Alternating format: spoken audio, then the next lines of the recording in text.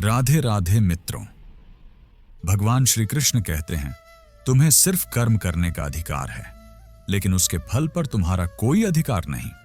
कर्म को फल की इच्छा से मत करो और न ही अकर्मण्यता, आलस्य में लीन हो जाओ। भगवान श्री कृष्ण के इन शब्दों में जीवन का सबसे बड़ा सत्य छिपा है। हम में से अधिकतर लोग जीवन में सफलता की आस रखते हैं, लेकिन बिना कर्म किए ही फल की इच्छा करते हैं। जब हमें मेहनत का तुरंत परिणाम नहीं मिलता तो हम हताश हो जाते हैं, भाग्य को कोसते हैं और दूसरों पर दोष मढ़ देते हैं। लेकिन क्या हमारी असफलताओं का असली कारण बाहरी दुनिया है या हमारी अपनी ही गलतियां? आज की यह कहानी एक ऐसे व्यक्ति की है जिसने जीवन भर दूसरों को अपनी गरीबी और दुखों का जिम्मेदार ठहराया, लेकिन जब उसे अपने कर्मों का असली फल मिला तब उसे एहसास हुआ कि सच्ची समस्या बाहर नहीं बल्कि उसके भीतर थी। क्या वह अपनी भूल सुधार पाएगा? क्या वह अपने कर्मों को पहचानकर सही राह पर लौट पाएगा?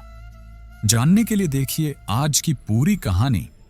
आप देख रहे हैं अग्निपथ ज्ञान, जहां हम आपको जीवन के गूढ़ रहस्यों, कर्मों के फल और सनातन धर्म की गहराइयों को समझाने वाली कहानियां सुनाते हैं। तो इस वीडियो को पूरा देखें और अगर आपको हमारी बातें पसंद आई तो लाइक करें, कमेंट करें और चैनल को सब्सक्राइब करना न भूलें। आइए शुरू करते हैं आज की कथा। भोर होते ही गांव की गलियों में हलचल शुरू हो जाती थी। कहीं कोई किसान हल लेकर खेतों की ओर बढ़ रहा था तो कहीं औरतें अपने आंगनों में झाड़ू लगा रही थीं। यह गांव वैसे तो बाकी गांवों की तरह ही था, मगर इसकी खासियत थी यहाँ के लोग सरल, मेहनती और धार्मिक। यहाँ के लोग ईश्वर और कर्म में अटूट विश्वास रखते थे। इसी गांव के बाहरी किनारे पर एक विशाल बरगद के पेड़ के नीचे एक साधारण सा आश्रम था। यह आश्रम संत आत्मबोध का था, जिनकी ख्याति दूर दूर तक फैली हुई थी। लोग कहते थे कि संत आत्मबोध को दिव्य ज्ञान प्राप्त है और वे व्यक्ति के जीवन का सही मार्ग दिखाने में सक्षम हैं। गांव के लोग समय समय पर उनके पास जाते और अपनी समस्याओं का समाधान पाते। वहीं गांव में रघु नाम का एक किसान रहता था। वह मेहनती था, लेकिन उसमें एक बड़ी कमजोरी थी, लोभ। उसे कभी अपने पास की चीजों से संतोष नहीं होता था। वह हमेशा और ज्यादा चाहता था, ज्यादा धन, ज्यादा जमीन, ज्यादा अनाज। गांव के अन्य किसान ईमानदारी और मेहनत पर विश्वास रखते थे, लेकिन रघु शॉर्टकट की तलाश में था। उसकी पत्नी मालिनी एक सीधी सादी और धर्मपरायण महिला थी। वह जानती थी कि लोभ एक दिन उनके जीवन को बर्बाद कर सकता है, लेकिन रघु उसकी किसी बात को गंभीरता से नहीं लेता था। उसके लिए बस पैसा ही सब कुछ था। एक दिन जब गांव के चौपाल पर संत आत्मबोध का जिक्र हो रहा था तो रघु ने अनमने भाव से कहा, अरे ये सब ढोंग है। अगर संत इतने ही ज्ञानी हैं तो मुझे धनवान क्यों नहीं बना सकते? गांव के बुजुर्ग हरिप्रसाद जी ने उसकी ओर देखा और मुस्कुराकर बोले, बेटा, संत धन नहीं, सही मार्ग दिखाते हैं।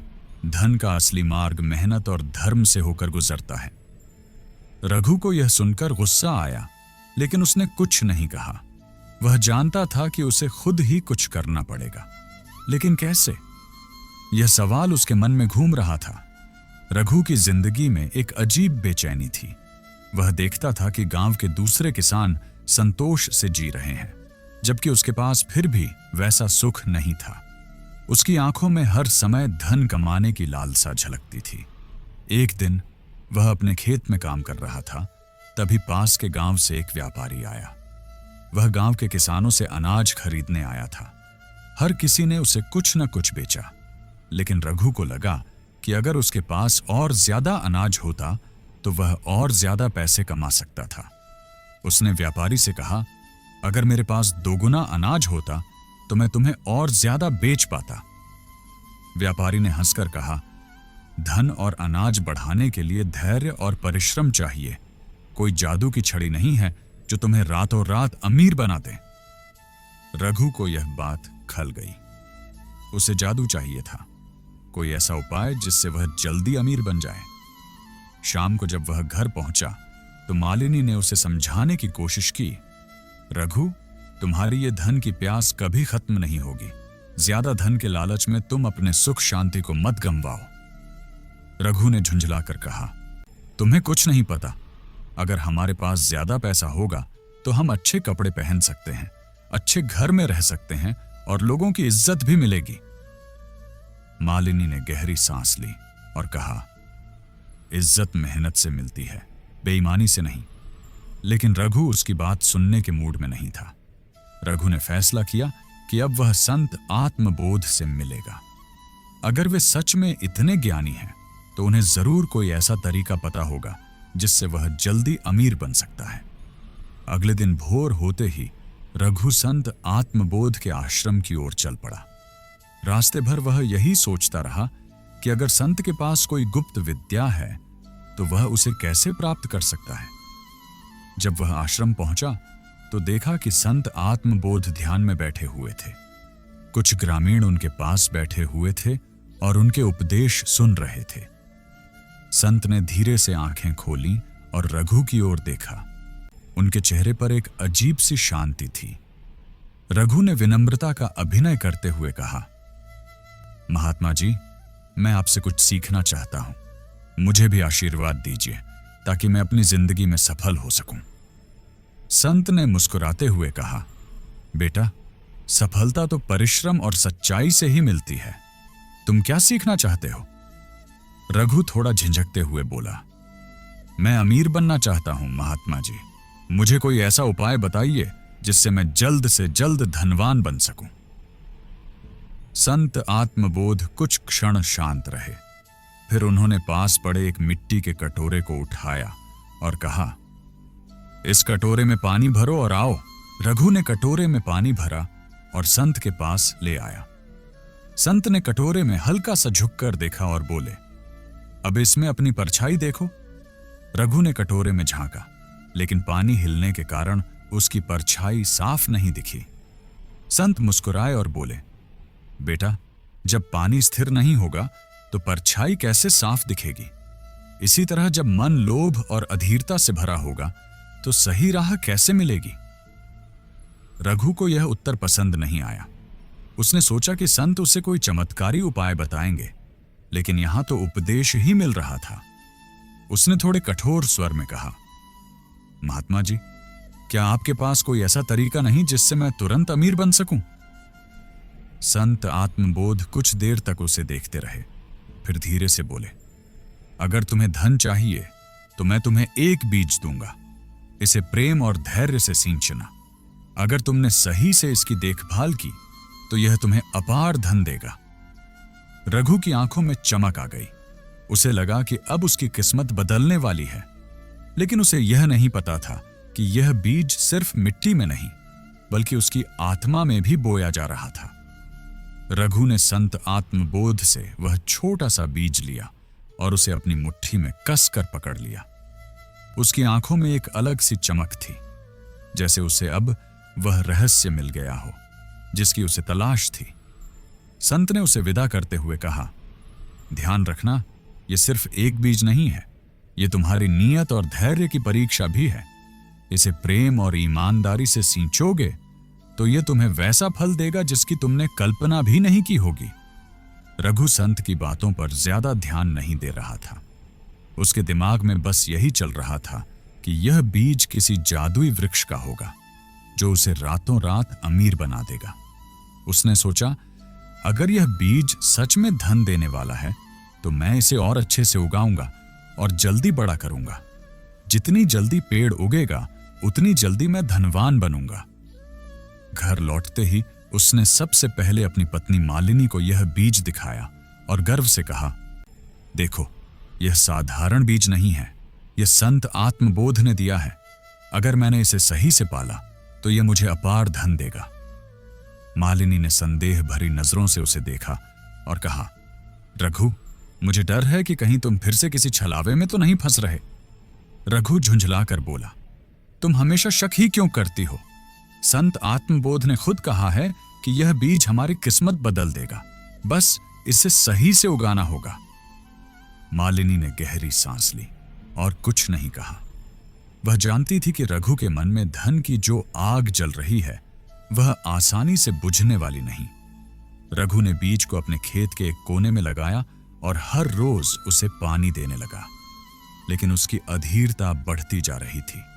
वह दिन में कई बार जाकर मिट्टी को हटाकर देखता कि बीज अंकुरित हुआ या नहीं। कुछ दिनों बाद जब उसे कोई अंकुर नहीं दिखा तो वह परेशान हो गया।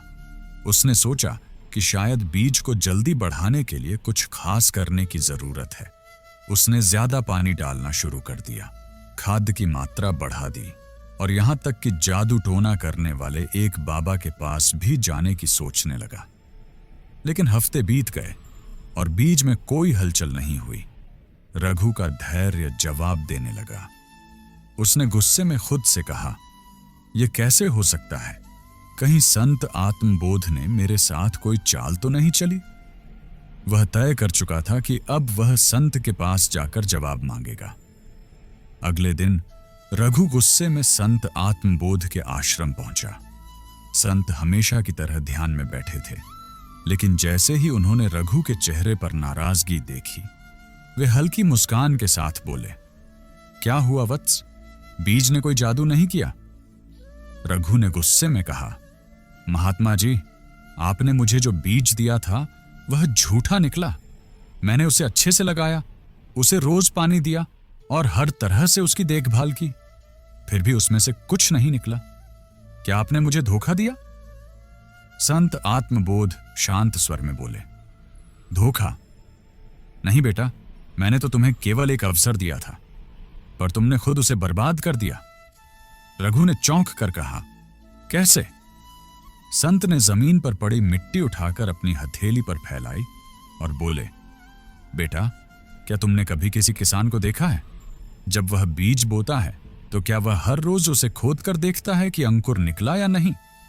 नहीं, वह धैर्य रखता है, प्रतीक्षा करता है। उसे विश्वास होता है कि सही समय आने पर बीज अवश्य फल देगा। रघु ने सिर झुका लिया। संत ने आगे कहा, तुम्हारा लोभ तुम्हें अधीर बना रहा है। तुम चाहते थे कि बीज एक ही दिन में वृक्ष बन जाए, इसलिए तुमने उसे जरूरत से ज्यादा पानी दिया, बार बार मिट्टी हटाकर देखा। यही कारण है कि वह अंकुरित नहीं हुआ। जीवन में भी यही होता है। जब हम बिना धैर्य के जल्दी सफलता चाहते हैं तो हम अपने ही अवसरों को बर्बाद कर देते हैं। रघु को अब समझ आने लगा था कि उसने क्या गलती की, लेकिन कहानी अभी खत्म नहीं हुई थी। संत आत्मबोध ने उसकी ओर देखा और रहस्यमय मुस्कान के साथ बोले, लेकिन तुम्हारे भाग्य ने तुम्हें पूरी तरह छोड़ा नहीं है। जाओ, अपने खेत में जाकर देखो, वहां तुम्हें अपने के गए कर्मों का पहला संकेत मिलेगा। रघु को यह सुनकर हैरानी हुई। उसने संत को प्रणाम किया और जल्दी से अपने खेत की ओर भागा। जब रघु अपने खेत पहुंचा तो उसने देखा कि जिस जगह उसने बीज लगाया था वहां जमीन थोड़ी सी फूली हुई थी, जैसे कुछ बाहर आने की कोशिश कर रहा हो। रघु की आंखें चौड़ी हो गईं। उसने जल्दी से हाथों से मिट्टी हटाई और देखा कि वहां एक छोटा सा अंकुर फूट चुका था। उसके दिल की धड़कन तेज हो गई। यह कैसे संभव था? इतने दिनों से कुछ नहीं हुआ और आज अचानक? उसे संत की बातें याद आईं। धैर्य और सही प्रयास ही फल देते हैं।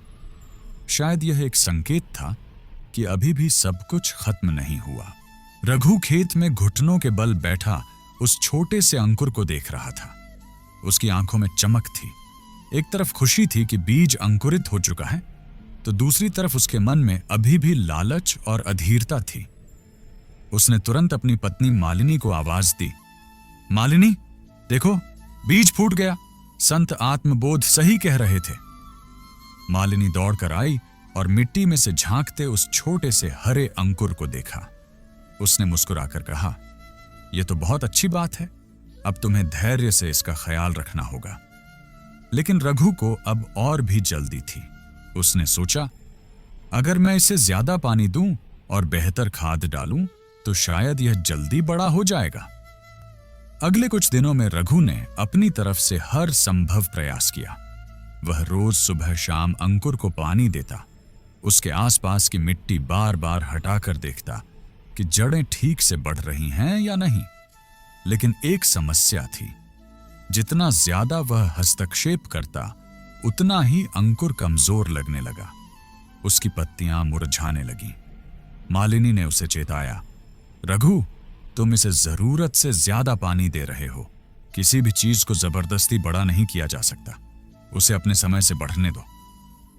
रघु को यह समझ नहीं आया। उसे लगता था कि जितनी ज्यादा मेहनत करेगा उतना जल्दी फल मिलेगा, लेकिन यह पौधा मानो उसकी कोशिशों को अनदेखा कर रहा था। कुछ दिनों बाद जब पौधा और ज्यादा कमजोर होने लगा तो रघु परेशान होकर फिर से संत आत्मबोध के पास पहुंचा। संत उसे देखते ही मुस्कुराए और बोले, तो वत्स, अब क्या समस्या है? रघु झुंझलाकर बोला, महात्मा जी, बीज तो अंकुरित हो गया, लेकिन मैं इसे जल्दी बड़ा नहीं कर पा रहा। मैं इसे रोज पानी देता हूं, खाद डालता हूं, देखभाल करता हूं, लेकिन फिर भी यह कमजोर होता जा रहा है। संत ने गहरी सांस ली और बोले, रघु, क्या तुमने कभी किसी मां को देखा है? जब उसका शिशु जन्म लेता है तो क्या वह उसे रोज जबरदस्ती खाना खिलाकर बड़ा करने की कोशिश करती है? नहीं, वह प्रतीक्षा करती है, उसे धीरे धीरे बढ़ने देती है। रघु सिर झुकाकर बैठ गया। संत ने आगे कहा, प्रकृति का एक नियम है बेटा, हर चीज अपने समय से ही बढ़ती है। जब तुम इसे जबरदस्ती तेजी से बड़ा करने की कोशिश कर रहे हो तो तुम इसे कमजोर कर रहे हो। यही जीवन में भी होता है। जब हम धैर्य खोकर सफलता को जल्दी खींचने की कोशिश करते हैं तो हम अपनी ही जड़ों को नुकसान पहुंचा देते हैं। रघु को अब समझ आ रहा था कि उसकी अधीरता ही उसकी सबसे बड़ी दुश्मन थी। रघु संत की बातों से थोड़ा शांत हुआ और उसने पौधे के साथ ज्यादा छेड़छाड़ न करने का निश्चय किया। अब वह सिर्फ जरूरत भर पानी डालता और धैर्य से इंतजार करता। दिन बीतने लगे और पौधा धीरे धीरे मजबूत होने लगा। उसकी जड़ें गहरी जमने लगीं और हरी हरी पत्तियां निकल आईं। रघु अब हर सुबह पौधे को देखता और मुस्कुराता। उसके अंदर थोड़ी संतुष्टि आने लगी थी, लेकिन उसकी परीक्षा अभी खत्म नहीं हुई थी। एक दिन जब वह खेत में गया तो उसने देखा कि किसी ने पौधे के पास खुदाई कर दी थी। मिट्टी बिखरी पड़ी थी और पौधे की जड़ें बाहर दिखने लगी थीं। रघु का दिल धक से रह गया। किसने किया यह? उसने इधर उधर देखा और पास ही कुछ अजनबी पैरों के निशान दिखाई दिए। उसे समझ आ गया, गांव के कुछ लोग उसकी इस जादुई फसल के बारे में सुन चुके थे। किसी ने रात में आकर इसे चुराने की कोशिश की थी। अब वह और भी डरने लगा। अगर यह पेड़ बड़ा हो गया और सच में धन देने लगा तो लोग इसे मुझसे छीन लेंगे। रघु ने तय कर लिया कि अब वह इस पौधे की रक्षा करेगा। उसने खेत के चारों तरफ बांस की बाढ़ लगा दी। वह रात में जाग कर पहरा देने लगा, लेकिन अब उसके अंदर एक नया डर बैठ गया था। अगर यह सच में धन देने वाला पेड़ हुआ तो गांव के लोग इसे उससे छीन लेंगे। धीरे धीरे उसका व्यवहार बदलने लगा। वह पहले दूसरों से खुलकर बातें करता था, लेकिन अब वह हर किसी को शक की नजर से देखने लगा। गांव का कोई भी व्यक्ति अगर उसके खेत के पास से गुजरता तो वह गुस्से से घूरने लगता। मालिनी ने देखा कि रघु का स्वभाव दिन ब दिन चिड़चिड़ा होता जा रहा है। उसने कहा, रघु, तुम पहले जैसे नहीं रहे। यह सिर्फ एक पौधा है। अगर इसे चुराने का डर है तो तुम संत आत्मबोध से फिर से मिलो। लेकिन रघु अब किसी की बात सुनने को तैयार नहीं था। उसके मन में बस एक ही विचार था, अगर यह पेड़ बड़ा हो गया तो मैं सबसे अमीर आदमी बन जाऊंगा, लेकिन किसी को पता नहीं चलना चाहिए। रघु का डर अब उसे चालाक बना रहा था। एक दिन उसने मालिनी से कहा, मैं सोच रहा हूं कि खेत के चारों ओर और ऊंची दीवार बनवा दूं ताकि कोई अंदर ना आ सके। मालिनी हैरान होकर बोली, क्या तुम्हें नहीं लगता कि यह ज्यादा हो रहा है? रघु गुस्से से बोला, तुम कुछ नहीं समझती। अगर यह पौधा धन देने वाला हुआ और किसी ने इसे चुरा लिया तो हमारा सारा भाग्य चला जाएगा। धीरे धीरे रघु ने अपने खेत को किले जैसा बना दिया। गांव के लोग अब उससे कतराने लगे। रघु पहले ऐसा नहीं था, अब वह हमसे कटता जा रहा है। गांव के कुछ बुजुर्गों ने कहना शुरू कर दिया, लेकिन रघु को इन बातों से कोई फर्क नहीं पड़ा। उसे बस अपने पौधे की चिंता थी। कई महीने बीत गए। रघु ने धैर्य रखा, संयम रखा, और आखिरकार एक दिन वह क्षण आया जिसका उसे इंतजार था। पौधा अब एक छोटा पेड़ बन चुका था और उसमें पहली बार एक चमकता हुआ फल लगा था। रघु की आंखें चमक उठीं। ये वही फल है जो मुझे अमीर बना देगा। उसने फलों को ध्यान से देखा। वे साधारण आम या संतरे जैसे नहीं थे। उनकी चमक अलग थी, जैसे वे भीतर से प्रकाश फैला रहे हों। उसका दिल तेजी से धड़कने लगा। क्या यह सच में जादुई फल है? अगर हां, तो इसे खाने से क्या होगा? वह एक पल को रुका, लेकिन फिर उसके अंदर का लोभ जाग उठा। उसने धीरे धीरे हाथ बढ़ाया और पहला फल तोड़ लिया। लेकिन जैसे ही उसने उसे छुआ, कुछ अजीब होने लगा। रघु के हाथों में चमकता हुआ फल था। उसका दिल तेजी से धड़क रहा था। उसकी आंखों में लालच और जिज्ञासा दोनों झलक रहे थे। क्या यह सच में कोई जादुई फल है? उसने खुद से पूछा। मालिनी ने उसे दूर से देखा और तुरंत उसके पास आई। रघु, रुको, तुम इसे बिना जाने कैसे खा सकते हो? रघु ने झुंझलाकर कहा। मालिनी, यह वही फल है जिसका मुझे इंतजार था। अगर यह सच में जादुई हुआ तो हमारा जीवन बदल जाएगा। मालिनी को यह सब अजीब लग रहा था। उसने विनती की, रघु, कम से कम संत आत्मबोध से पूछ तो लो। अगर यह फल कोई संकेत हो, कोई परीक्षा हो तो। लेकिन रघु अब किसी की बात नहीं सुनना चाहता था। मैं अपनी मेहनत का फल किसी और से पूछकर क्यों खाऊं? यह मेरा है। उसने धीरे से फल का एक टुकड़ा तोड़ा और मुंह में रख लिया। जैसे ही पहला टुकड़ा उसकी जुबान पर गया, उसे एक अजीब सी अनुभूति हुई। फल का स्वाद वैसा नहीं था जैसा आम या संतरे का होता है। यह कुछ और ही था, मिठास और कड़वाहट का एक अजीब मिश्रण। और फिर कुछ क्षणों में ही रघु को अपने शरीर में बदलाव महसूस होने लगा। उसकी आंखों के आगे अंधेरा छाने लगा। उसे महसूस हुआ कि उसके चारों ओर सब कुछ घूम रहा है। उसका दिल बहुत तेज धड़कने लगा और फिर अचानक उसके सामने एक भव्य महल प्रकट हो गया। रघु ने जब आंखें खोली तो खुद को एक विशाल महल में पाया।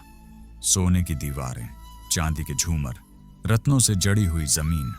वह अवाक रह गया। क्या यह मेरा है? उसने खुद से कहा।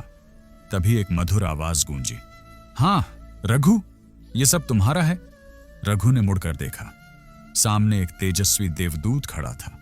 उसकी आभा इतनी दिव्य थी कि रघु की आंखें चुंधियां गईं। देवदूत मुस्कुराया और बोला, तुमने अपने भाग्य का द्वार खोल लिया है। अब तुम अनंत धन के स्वामी हो। रघु की खुशी का ठिकाना नहीं था। वह महल के अंदर दौड़ पड़ा। हर कोना सोने चांदी से भरा था। हीरे मोती उसकी झोली में गिर रहे थे।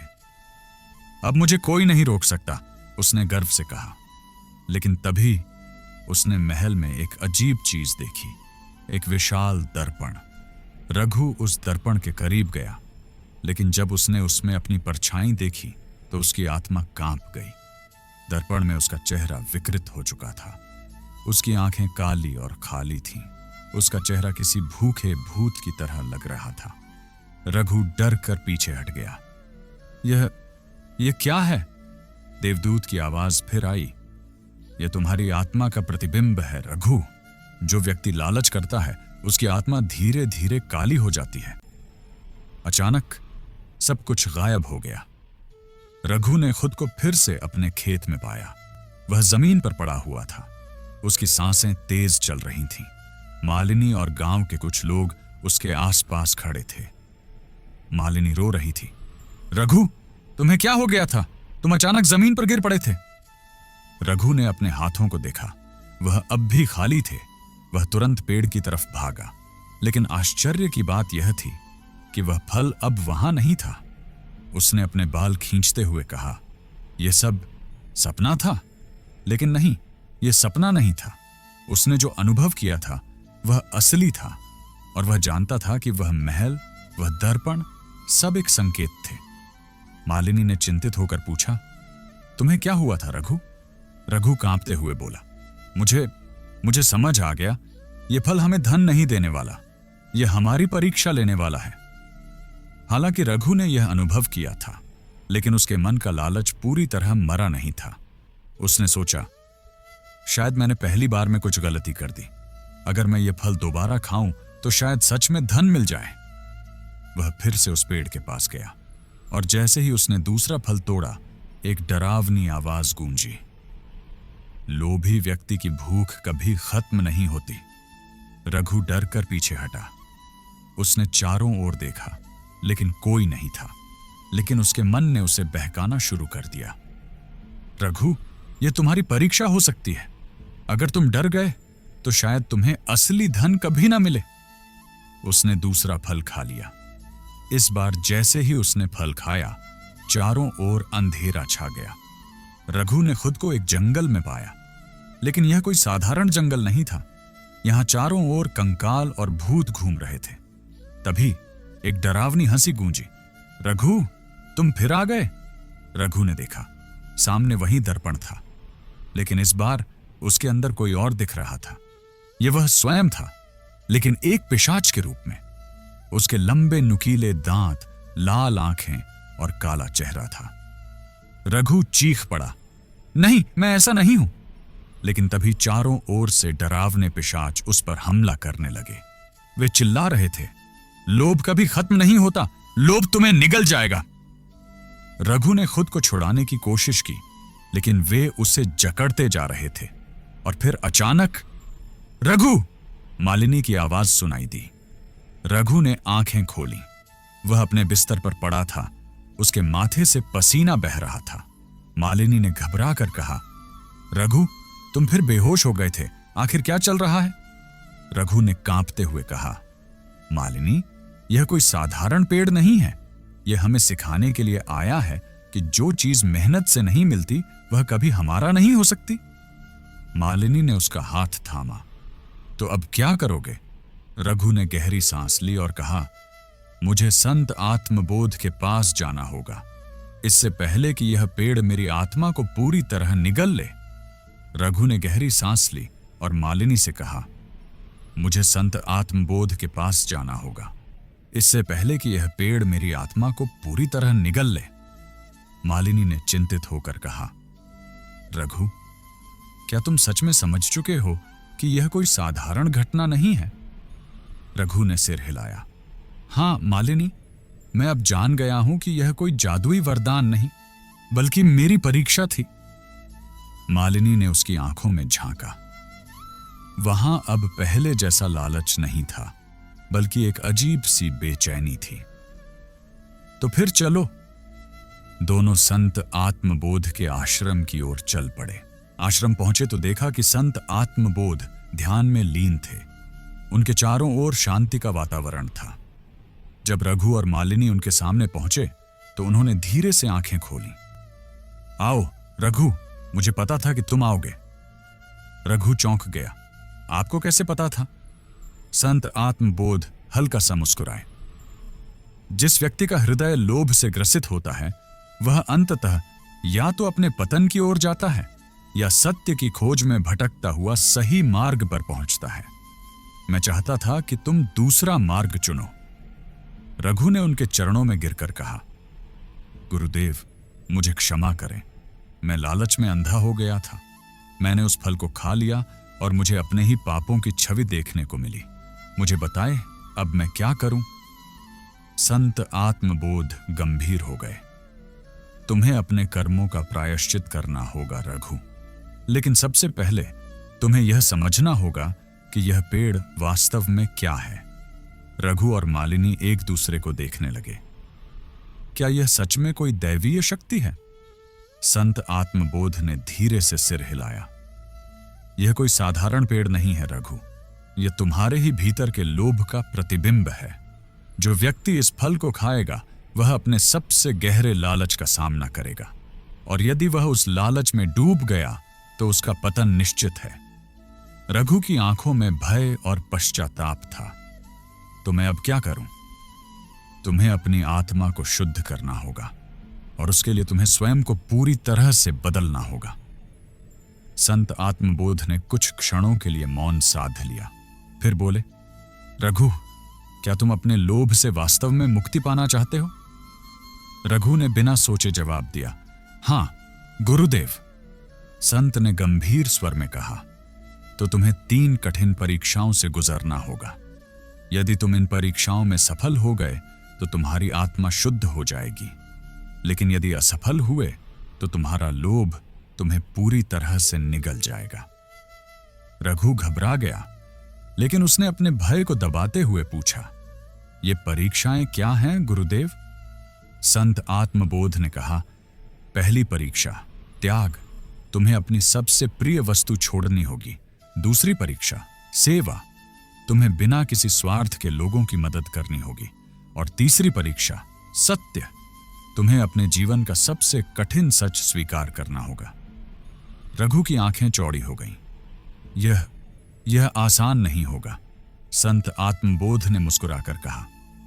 आसान होता तो हर कोई अपने पापों से मुक्त हो जाता। अब बताओ, क्या तुम तैयार हो? रघु ने दृढ़ निश्चय के साथ सिर हिलाया। हां, मैं तैयार हूं। संत आत्मबोध ने कहा, रघु, पहली परीक्षा के लिए तुम्हें अपनी सबसे प्रिय वस्तु का त्याग करना होगा। जो चीज तुम्हारे दिल के सबसे करीब है उसे छोड़कर दिखाओ। रघु सोच में पड़ गया। उसकी सबसे प्रिय चीज क्या थी? कुछ समय बाद उसने कहा, गुरुदेव, मेरे पास धन दौलत नहीं, लेकिन मेरे पास मेरे खेत हैं। यही मेरी सबसे बड़ी संपत्ति है। मैं इन्हें दान कर दूंगा। संत आत्मबोध ने सिर हिलाया। नहीं रघु, यह केवल बाहरी त्याग है। तुम इन खेतों को छोड़ सकते हो, लेकिन यदि मन में लालच बचा रहेगा तो त्याग अधूरा होगा। तुम्हें वह छोड़ना होगा जिससे तुम्हारी आत्मा सबसे अधिक बंधी हुई है। रघु उलझन में पड़ गया। मालिनी ने धीरे से कहा, रघु, तुम्हें अपना अभिमान छोड़ना होगा। यही तुम्हारे लोभ का मूल कारण है। रघु चौंक गया। उसने सोचा था कि त्याग का अर्थ भौतिक चीजों को छोड़ना है, लेकिन असली त्याग तो अहंकार और मोह का होता है। रघु ने गहरी सांस ली और संत आत्मबोध के चरणों में गिरकर कहा, गुरुदेव, मैं अपना अहंकार छोड़ता हूं। मैं स्वीकार करता हूं कि मैं लोभी था, स्वार्थी था। मैं चाहता था कि बिना मेहनत के अमीर बन जाऊं, लेकिन अब मैं समझ चुका हूं कि असली संपत्ति केवल कर्म के द्वारा मिलती है। संत आत्मबोध ने मुस्कुराकर कहा, अच्छा किया रघु, तुमने पहली परीक्षा पार कर ली। अब रघु को दूसरी परीक्षा देनी थी, निस्वार्थ सेवा। संत आत्मबोध ने कहा, रघु, यदि तुम सच में लोभ से मुक्त होना चाहते हो तो तुम्हें उन लोगों की सेवा करनी होगी जो तुमसे कमजोर हैं। लेकिन ध्यान रखना, यह सेवा बिना किसी स्वार्थ के होनी चाहिए। रघु गांव में गया और उसने लोगों की मदद करनी शुरू की। वह गरीबों को खाना देने लगा, बीमारों की देखभाल करने लगा और किसानों को उनके खेतों में मदद करने लगा। पहले तो लोगों को विश्वास नहीं हुआ कि रघु, जो हमेशा अपने स्वार्थ के लिए जीता था, अब दूसरों की सेवा कर रहा है। लेकिन धीरे धीरे वे समझ गए कि वह सच में बदल चुका है। मालिनी ने मुस्कुराकर कहा, रघु, मुझे तुम पर गर्व है। तुमने सच में अपने आप को बदल लिया है। संत आत्मबोध ने देखा कि रघु अब सेवा में संतोष महसूस कर रहा था। उन्होंने सिर हिलाया और कहा, दूसरी परीक्षा भी पूरी हुई। अब रघु को अपनी अंतिम और सबसे कठिन परीक्षा देनी थी। संत आत्मबोध ने कहा, अब तुम्हें अपने जीवन के सबसे बड़े सत्य का सामना करना होगा, वह सत्य जिसे तुमने हमेशा नजरअंदाज किया है। रघु का दिल तेजी से धड़कने लगा। मुझे किस सत्य का सामना करना होगा गुरुदेव? संत आत्मबोध ने उसकी आंखों में देखा और कहा, तुम्हें यह स्वीकार करना होगा कि तुम्हारी गरीबी का कारण कोई और नहीं, बल्कि तुम्हारा अपना आलस्य और लालच था। रघु के दिल की धड़कनें तेज हो गईं। संत आत्मबोध के शब्द उसके कानों में गूंज रहे थे। तुम्हारी गरीबी का कारण कोई और नहीं, बल्कि तुम्हारा अपना आलस्य और लालच था। रघु का शरीर पसीने से भीग गया। उसका मन जैसे एक भंवर में फंस गया था। उसने हमेशा अपनी बदकिस्मती का दोष दूसरों पर मढ़ा था। कभी भगवान को कोसा, कभी गांव वालों को, तो कभी अपनी किस्मत को। लेकिन आज उसे एहसास हुआ कि असली दोषी वही था।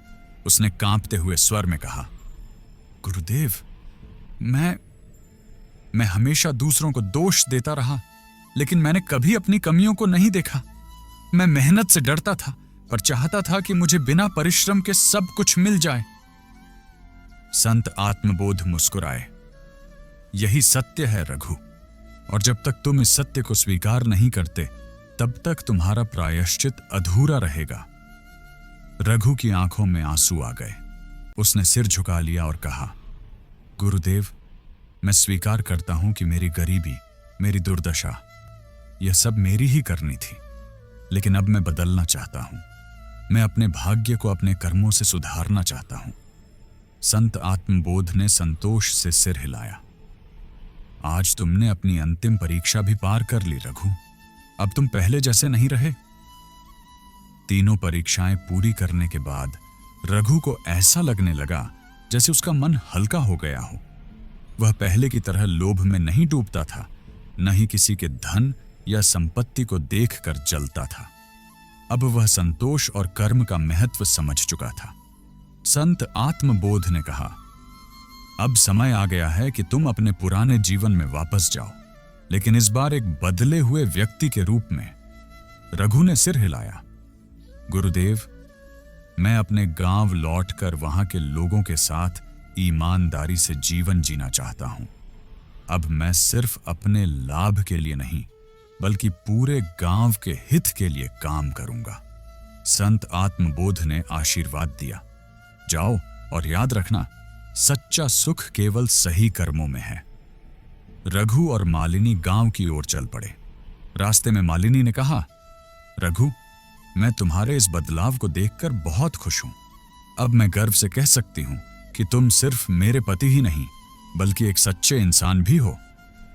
रघु ने मालिनी का हाथ थामा और मुस्कुराया। अब मैं जीवन में कुछ सार्थक करना चाहता हूं मालिनी। अब मैं अपने कर्मों से अपनी तकदीर बदलूंगा। गांव पहुंचते ही लोगों ने रघु को देखा और कानाफूसी करने लगे। देखो, ये फिर लौट आया। कहीं फिर से कोई लालच भरा सपना तो नहीं देख लिया इसने। रघु ने किसी की बातों पर ध्यान नहीं दिया। उसने गांव के बीच जाकर घोषणा की, भाइयों और बहनों, मैंने जीवन में एक बहुत बड़ी भूल की थी। मैं लोभ के अंधकार में डूब गया था, लेकिन अब मैं बदल चुका हूं। मैं गांव के विकास के लिए काम करना चाहता हूं। कुछ लोग हंसे और यह हमें बेवकूफ बनाने आया है। लेकिन बुजुर्ग मुखिया ने गंभीरता से रघु को देखा और कहा, अगर तुम सच में बदल गए हो तो साबित करो। गांव के लिए कुछ ऐसा करो जिससे हमें यकीन हो कि अब तुम पहले जैसे नहीं रहे। रघु ने सिर झुका लिया और कहा, मैं अपनी मेहनत से यह सिद्ध करूंगा। रघु ने अगले ही दिन गांव में सबसे पहला काम यह किया कि उसने अपनी बची हुई जमीन पर खेती करने का निर्णय लिया। वह दिन रात मेहनत करने लगा। गांव के लोग उसे देखकर हैरान थे। वही रघु जो हमेशा शॉर्टकट ढूंढता था, अब खेतों में पसीना बहा रहा था। कुछ ही महीनों में उसकी मेहनत रंग लाने लगी। उसकी फसल लहलहा उठी। मुखिया ने गांव वालों को बुलाया और कहा, देखो, रघु अब पहले जैसा नहीं रहा। उसने अपनी मेहनत से दिखा दिया कि वह सच में बदल चुका है। गांव वालों ने रघु की मेहनत को स्वीकार किया। अब वे उसे सम्मान की दृष्टि से देखने लगे। मालिनी की आंखों में खुशी के आंसू थे। रघु, तुमने कर दिखाया। रघु ने सिर हिलाया। हां, लेकिन अभी मेरा सफर पूरा नहीं हुआ। मुझे गांव के बाकी लोगों की भी मदद करनी है, ताकि कोई और मेरे जैसी गलती ना करे। रघु अब केवल अपनी उन्नति के बारे में नहीं सोचता था, बल्कि पूरे गांव की भलाई के लिए काम करने लगा था। उसने गांव के युवाओं को कर्मठ बनने की प्रेरणा दी। उन्हें सिखाया कि मेहनत से ही जीवन में सफलता मिलती है। धीरे धीरे गांव में बदलाव आने लगा। लोग आलस्य छोड़कर खेती, व्यापार और अन्य कार्यों में मन लगाने लगे। गांव की स्थिति बदल गई। संत आत्मबोध को जब यह समाचार मिला तो उन्होंने आकर रघु को आशीर्वाद दिया। तुम्हारा जीवन अब एक उदाहरण बन चुका है रघु, यही सच्चा कर्मयोग है। रघु ने श्रद्धा से सिर झुकाया। अब वह जान चुका था कर्म कभी व्यर्थ नहीं जाता, जो जैसा करेगा उसे वैसा ही मिलेगा। मेरे प्रियजनों, ध्यान से सुनो, यह संसार एक कर्म भूमि है। यहां हर प्राणी अपने ही कर्मों के अनुसार सुख और दुख का अनुभव करता है। कोई भाग्य के सहारे जीने की चेष्टा करता है तो कोई अपने आलस्य को परिस्थितियों पर दोष देकर छिपाने का प्रयत्न करता है। लेकिन सत्य यही है कि जो जैसा कर्म करता है उसे वैसा ही फल मिलता है। यह मेरा सनातन नियम है जिसे कोई भी बदल नहीं सकता। असफलता का दोष विधाता को मत दो, पहले अपने कर्म देखो। मित्रों, जब कोई मनुष्य जीवन में कठिनाइयों से घिर जाता है तो वह सबसे पहले भाग्य को कोसता है। वह कहता है, मेरे साथ ही ऐसा क्यों होता है? वह समाज, परिवार, परिस्थिति और यहां तक कि स्वयं ईश्वर पर भी दोष मढ़ देता है। लेकिन क्या वह कभी अपनी आत्मा से यह प्रश्न करता है कि क्या मैं अपने कर्मों के प्रति ईमानदार हूं? रघु भी यही कर रहा था। वह अपनी गरीबी के लिए दूसरों को दोष देता था, अपनी असफलताओं के लिए भाग्य को कोसता था। लेकिन उसने कभी यह नहीं सोचा कि उसने अपने जीवन में क्या किया। जब तक उसने अपनी ही भूलों को स्वीकार नहीं किया, तब तक उसे मार्ग नहीं मिला। यही सत्य हर व्यक्ति पर लागू होता है। जब तक तुम अपने कर्मों का विश्लेषण नहीं करोगे, जब तक अपनी कमियों को नहीं पहचानोगे, तब तक तुम्हारा जीवन कभी नहीं बदलेगा। शॉर्टकट और छलकपट से सफलता नहीं मिलती। मेरे मित्रों, यह मत सोचो कि तुम चतुराई से बिना परिश्रम के जीवन में आगे बढ़ सकते हो। जो व्यक्ति धन प्राप्ति के लिए छल, कपट, धोखाधड़ी और अनैतिक मार्ग अपनाता है, वह कुछ समय के लिए सफल हो सकता है, लेकिन अंततः उसका पतन निश्चित है। रघु ने भी यही किया। उसने अपने कर्मों को सुधारने के बजाय दूसरों को धोखा देना चाहा, शॉर्टकट की तलाश की, और यही उसकी सबसे बड़ी भूल थी। याद रखो, जो सफलता कड़ी मेहनत और सच्चाई से प्राप्त नहीं होती, वह स्थायी नहीं रहती। हर व्यक्ति अपने भाग्य का निर्माता स्वयं है। हे साधकों, जो लोग यह सोचते हैं कि उनका जीवन किसी बाहरी शक्ति के हाथों में है, वे भूल कर रहे हैं। प्रत्येक व्यक्ति अपने जीवन का स्वयं निर्माता है। जैसे एक कुम्हार कच्ची मिट्टी को गूंथकर मनचाहा आकार दे सकता है, वैसे ही तुम अपने कर्मों के माध्यम से अपने भविष्य का निर्माण कर सकते हो। रघु ने जब अपनी भूल को समझा, जब उसने आत्मविश्लेषण किया और सुधार की दिशा में कदम बढ़ाया, तभी उसका जीवन बदला। तुम में से कितने लोग इस सत्य को स्वीकार करने के लिए तैयार हो? क्या तुम में इतनी शक्ति है कि तुम अपने अंदर झांक सको और अपने जीवन को बदल सको? पापों का प्रायश्चित संभव है, लेकिन समय रहते जागो। हे मेरे प्रिय भक्तों, यदि तुम सोचते हो कि तुमने अपने जीवन में बहुत पाप कर लिए हैं, अब तुम्हारे पास कोई मार्ग नहीं बचा, तो यह सत्य नहीं है। अंधकार कितना भी घना क्यों ना हो, एक दीपक उसे मिटा सकता है। जैसे प्रकाश के आगे अंधकार टिक नहीं सकता, वैसे ही सच्चे मन से किए गए अच्छे कर्म तुम्हारे पुराने पापों को भी धीरे धीरे नष्ट कर सकते हैं। लेकिन ध्यान रखना, समय बीतने के बाद पछतावे का कोई अर्थ नहीं रहेगा। यदि तुम अपने कर्मों को सुधारने के लिए तत्पर नहीं हुए, तो समय बीतने के बाद केवल पश्चाताप ही बचेगा। धर्म और परिश्रम से ही सच्चा सुख मिलता है। रघु ने पहले केवल अपने स्वार्थ के लिए कर्म किया और उसे केवल दुख ही प्राप्त हुआ। लेकिन जब उसने अपने कर्मों में सेवा, प्रेम और निस्वार्थता को स्थान दिया, तभी उसे वास्तविक सुख की प्राप्ति हुई। मित्रों, याद रखो, सेवा, सच्चाई और परिश्रम ही जीवन के वास्तविक सुख के स्रोत हैं। यदि तुमने अपने कर्मों में इन तीनों का समावेश कर लिया, तो तुम्हारा जीवन स्वयं एक आशीर्वाद बन जाएगा। अब तुम निर्णय लो, क्या तुम अपने कर्म सुधारने के लिए तैयार हो? अब समय आ गया है कि तुम अपने जीवन के प्रति जागरूक बनो। आज से ही संकल्प लो कि मैं परिश्रम का मार्ग अपनाऊंगा। मैं अधर्म, आलस्य और स्वार्थ से दूर रहूंगा। मैं अपने जीवन को ईमानदारी, सेवा और सच्चाई के पथ पर आगे बढ़ाऊंगा। याद रखो, मैं सदैव तुम्हारे साथ हूं। जो व्यक्ति सच्चे हृदय से कर्म करता है, धर्म के मार्ग पर चलता है और अपने कर्मों के प्रति जागरूक रहता है, उसे मैं कभी अकेला नहीं छोड़ता। यही मेरा वचन है, यही सनातन सत्य है। अब समय आ गया है कि तुम अपने जीवन को नई दिशा दो। आगे बढ़ो, कर्म करो और अपने भाग्य को स्वयं गढ़ो। जय श्री कृष्ण।